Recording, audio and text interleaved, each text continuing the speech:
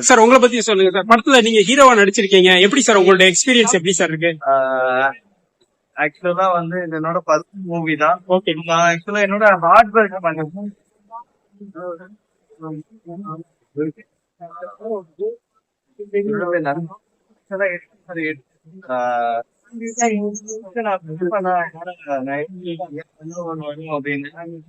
என்னோட hard work இந்த புத்தகத்துல நான் கண்டிப்பா பாடி சந்தோஷமா இருக்கு.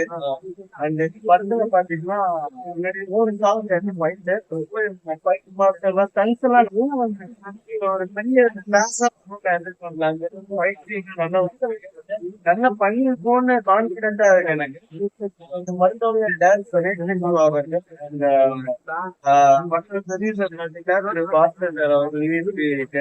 பண்ணிருக்காங்க.